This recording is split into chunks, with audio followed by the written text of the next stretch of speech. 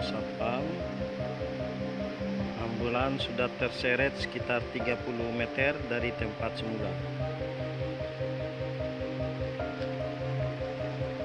Banjir yang melanda Kota Bima pada tanggal 23 Desember 2016 ikut meluluh lantakan Rumah Sakit PKU Muhammadiyah Bima dengan ketinggian air lebih dari 1 meter yang di depan sini, yang depan rumah sakit ini. Sampai menggeser posisi ambulan yang awalnya dari sekitar ujung atap IGD sampai di sini. Diperkirakan 25 meter ambulan itu bergeser. Pada waktu banjir 2016, kita di Rumah Sakit PKU Muhammadiyah Bima lumpuh waktu itu. Jadi rumah sakitnya lumpuh, pelayanannya lumpuh, terutama yang di lantai bawah. Kemudian hampir semua sekitar 90% dari petugas rumah sakit itu kena banjir, dampak dari banjir. Sehingga pada waktu itu pelayanan tidak bisa dilakukan sama sekali. Kami termenung waktu itu, tidak bisa berbuat apa-apa. Kemudian tidak ada koordinasi, tidak tahu apa mau berbuat apa pada waktu itu. Apalagi yang paling sedihnya adalah pada saat lampu mati, semua khusus malam, dan nggak tahu lama-kelamaan berjalannya waktu banjir pada saat itu. Yang paling kita sedih lagi adalah melihat di belakang itu dirobohkan sama masyarakat di belakang tembok kita. Yang kami selamatkan pertama kemarin kan pasien, yang lain juga itu mengantisipasi alat kesehatan atau sarana-prasarana yang lain. Jadi karena sudah terlanjur air meluap secara mendadak itu, fasilitas dan sarana yang lain kami tidak bisa selamatkan. Misalnya mobil ambulans kemarin kan kami parkir di bagian timur situ. Karena kami juga tidak mengira air itu meluapnya itu secara cepat dan besar. Jadi mobil ambulans yang kami simpan di sebelah timur itu kami tidak bisa selamatkan sampai ambulans itu kan yang terbawa arus sampai ke sebelah barat rumah sakit itu. Termasuk fasilitas yang lain kami tidak bisa selamatkan semua karena pada saat itu pasiennya lagi full. Kami harus menyelamatkan pasien. Dokumen-dokumen hanya yang bisa kami selamatkan itu hanya sebagian. Kemudian pada saat itu sesungguhnya mencerminkan kami di rumah sakit belum paham tentang manajemen bencana. Andai kata kami paham, maka kami akan bisa melakukan pertolongan sejak dini sehingga rumah sakit pada saat itu tidak kolaps. Ini menunjukkan betapa lemahnya kami pada manajemen pengelolaan bencana. Kemudian diperkirakan nilai kerugian pada saat itu sekitar 6 miliar. Kemudian kami juga tidak memiliki standar operasional prosedur ketika terjadi bencana ngapain. Setiap unit itu ngapain, kami tidak punya itu.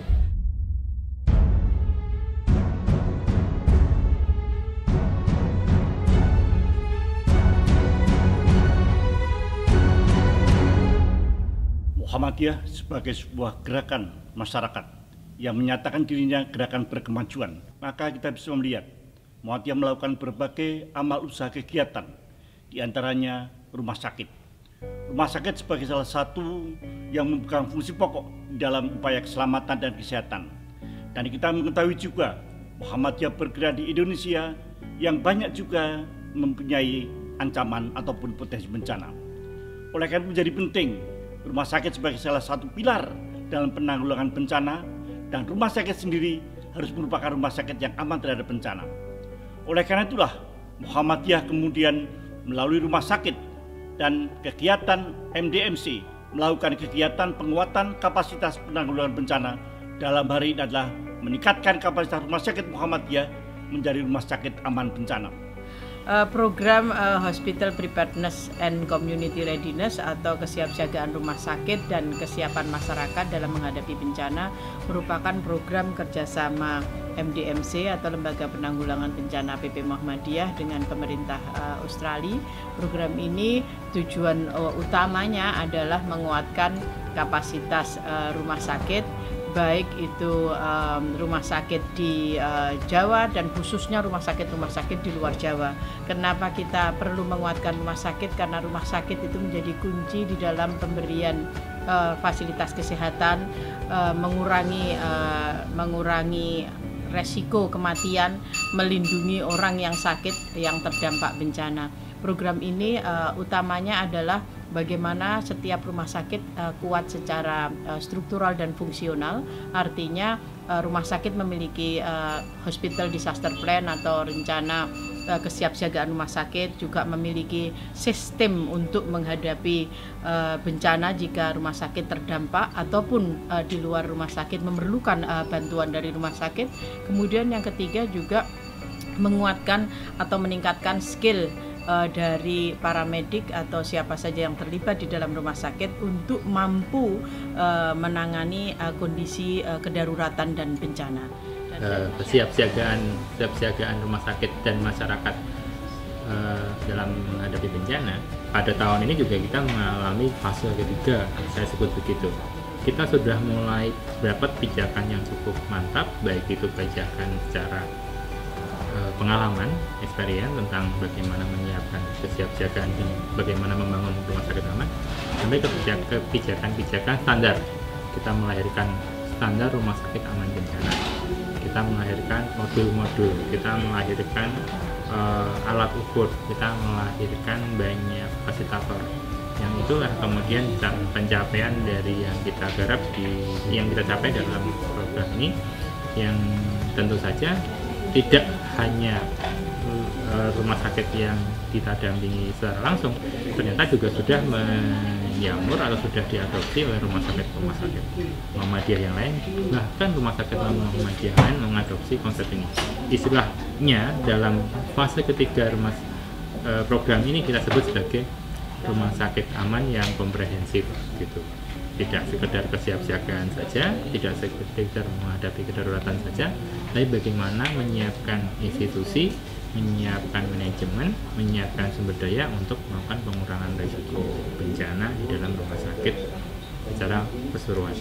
Setelah menyadari bahwa rumah sakit di seluruh Indonesia memiliki risiko terhadap bencana, maka masing-masing rumah sakit harus melakukan kajian self-assessment untuk mengetahui sesungguhnya apa yang mengancam dirinya, bagaimana meningkatkan kapasitas dirinya, bagian-bagian mana yang lemah sehingga mudah mengalami kerusakan bila ada bencana, dan apa yang bisa diperbaiki sehingga bisa mampu menghadapi bencana. Nah, kajian itu kemudian dikemas di dalam sebuah perencanaan ke depan, bagaimana menanggulangi bencana. Menanggulangi artinya bagaimana mencegah bencana, bagaimana menyiapkan diri menghadapi bencana, bagaimana prosedur-prosedur merespon bencana, dan bagaimana melakukan pemulihan bila rumah sakit terdampak bencana. Program ini menghasilkan banyak sekali dokumen, pedoman, petunjuk, standar, manual ya yang akan bisa dipakai tidak hanya untuk rumah sakit yang terlibat dalam program HPC Red, tetapi diharapkan akan dipakai oleh 112 rumah sakit yang ada di Muhammadiyah. Oleh karena itu program ini menjadi titik kunci ya penguatan kapasitas rumah sakit di dalam pengurangan risiko bencana di Indonesia. Nah, program HPC tentu secara aktif melibatkan partisipasi dari masyarakat, terutama adalah masyarakat di sekitar rumah sakit yang menjadi dampingan program. Karena program ini didesain untuk memperkuat rumah sakit sekaligus mensinergikan dengan kesiapan komunitas dan ketangguhan di daerah. Nah, menarik, masyarakat di sekitar rumah sakit Bima dan Palangkaraya ini secara aktif terlibat dalam diskusi yang dibangun oleh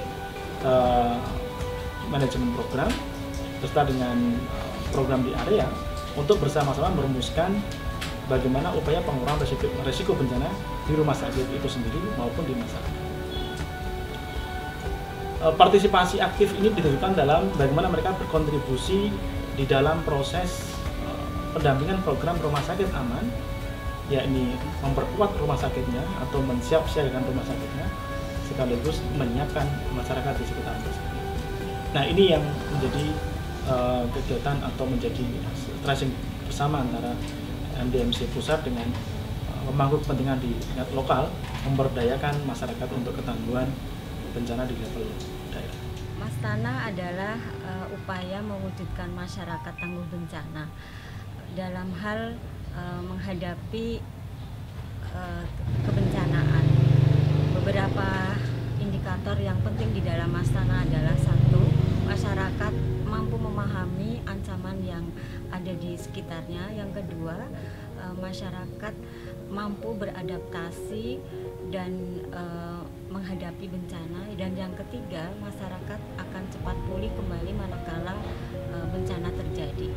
Tetapi yang tidak kalah penting adalah masyarakat mampu berkolaborasi dan bersinergi dalam kaitannya dengan berbagai pihak untuk bekerja sama dalam penanggulangan bencana. Mastana sendiri sebetulnya akan teruji dan bisa terwujud manakala kolaborasi dan sinergitas itu bisa dilakukan dengan berbagai pihak. Salah satunya adalah rumah sakit. Program HP Sera telah membuktikan bahwa Mastana, masyarakat tangguh bencana, mampu memberikan kontribusi terhadap rumah sakit pada saat rumah sakit itu mengalami bencana. Tapi juga masyarakat mendapat banyak hal tentang pembelajaran bagaimana berkolaborasi itu sendiri, yang kemudian juga masyarakat juga bisa atau mampu secara mandiri melakukan upaya-upaya penyelamatan dalam konteks kesiapsiagaan kebencanaan. MDMC memperkenalkan Hosdip yang komprehensif, di mana di situ ada peran-peran banyak pihak, baik itu di dalam rumah sakit maupun dari luar rumah sakit. Dalam rumah sakit hampir pasti ada seluruh struktur di rumah sakit maupun komite-komite yang terkait. Di luar rumah sakit di situ ada kepolisian dan TNI, BPBD, PMI, Damkar, Dinas Kesehatan, dan mungkin ada pihak-pihak lain yang belum saya sebutkan tadi. Tapi intinya adalah Hosdip yang dikembangkan oleh MDMC adalah Hosdip yang komprehensif. Artinya rumah sakit itu tidak bisa dia bekerja sendiri apabila terjadi atau bila terdampak oleh bencana. Pasti akan memerlukan pihak-pihak lain untuk bersama-sama menghadapi bencana itu, terutama dengan masyarakat di sekitar rumah sakit itu sendiri. Pada saat ada kejadian atau ada pasien yang tiba-tiba datang ke rumah sakit, 50 orang datang ke IGD, ya, pasien dalam keadaan emergensi lah.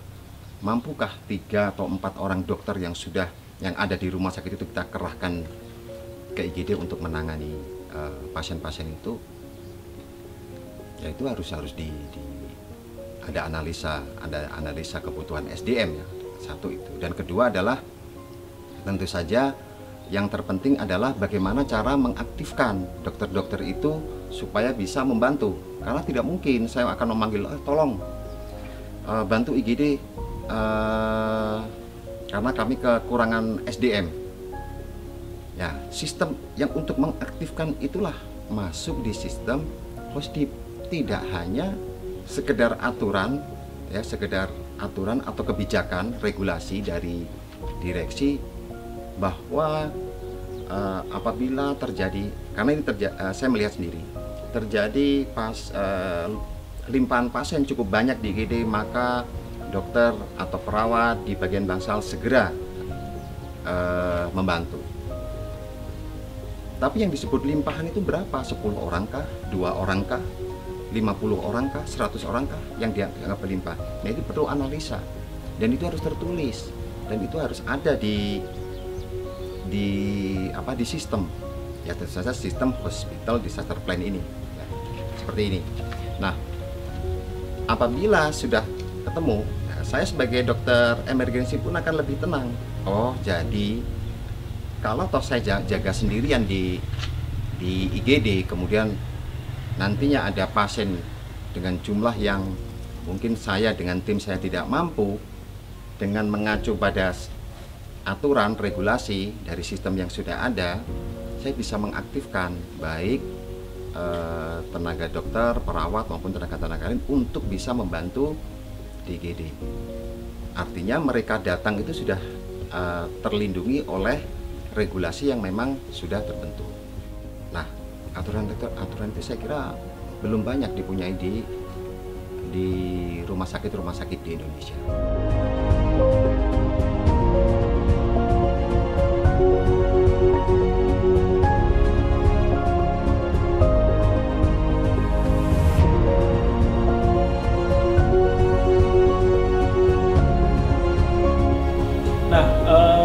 Berbicara mengenai bagaimana kemudian program HPSRED berjalan dan pada yang saat bersamaan di Rumah Sakit PKU Muhammadiyah Bima ini terdampak banjir bandang.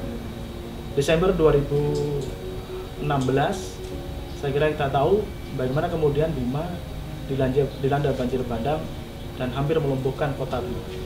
Pun tidak terkecuali adalah Rumah Sakit PKU Bima, satu-satunya rumah sakit yang ada di kota Bima. Pada saat itu rumah sakit kolaps, tidak bisa berjalan, tidak bisa berfungsi karena hampir seluruh fungsi pelayanannya terdampak banjir. Dengan ketinggian 1 meter lebih di rumah sakit, maka operasional fungsi pelayanan tidak berjalan.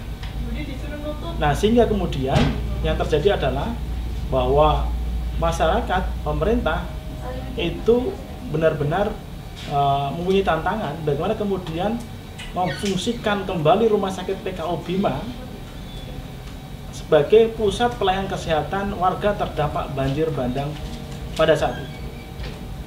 Nah, kemudian ini menjadi perhatian bersama, terutama khususnya adalah Muhammadiyah. Melalui MDMC kemudian pimpinan pusat Muhammadiyah mengirimkan tim asistensi untuk pemulihan fungsi pelayanan Rumah Sakit PKU Bima pasca terjadi banjir bandang. Dikirimlah teman-teman pertama dari rumah sakit yang ada di Jawa Timur dan juga teman-teman dari tim tanggap darurat LBPBP waktu itu melakukan advokasi pertama untuk melakukan asesmen, kajian kebutuhan dan upaya awal pemulihan.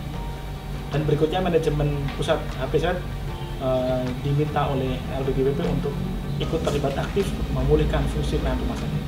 Melalui pelatihan yang digelar oleh MGMC melalui program kesiapsiagaan rumah sakit dan kesiapan masyarakat untuk kedaruratan dan bencana ini, kami akhirnya menyadari betapa pentingnya suatu rencana penanggulangan bencana rumah sakit.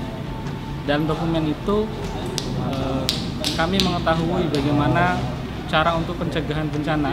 Melalui dokumen itu dalamnya ada kesiapsiagaan yang harus kami lakukan, kemudian bagaimana mitigasi untuk bangunan dan infrastruktur serta peralatan yang kami miliki sehingga ketika terjadi bencana mampu meminimalisir resiko yang terjadi. Nah, di dalam dokumen itu juga terdapat informasi mengenai bagaimana cara yang dilakukan untuk penanggulangan bencana ketika terjadi bencana. Di dalamnya terdapat struktur organisasi saat bencana, kemudian pembagian tugasnya, dan prosedur-prosedur yang dapat kami lakukan yang dijelaskan di dalam dokumen rencana penanggulangan kedaruratan rumah sakit. Nah, kemudian di bagian akhir dokumen itu juga menjelaskan bagaimana kami dapat melakukan rehabilitasi dan rekonstruksi terhadap rumah sakit pasca kejadian bencana, sehingga harapannya rumah sakit dapat kembali beroperasi minimal sama dengan sebelumnya, bahkan kalau bisa lebih baik dari sebelumnya. Jadi kami merasa sangat luar biasa pelatihan dan pendampingan ini telah mempersiapkan rumah sakit kami menjadi rumah sakit aman bencana, sehingga harapannya kami dapat menanggulangi kejadian bencana yang terjadi di dalam rumah sakit, kejadian bencana yang terjadi di luar rumah sakit yang itu berefek pada rumah sakit, maupun kejadian bencana yang terjadi di luar rumah sakit.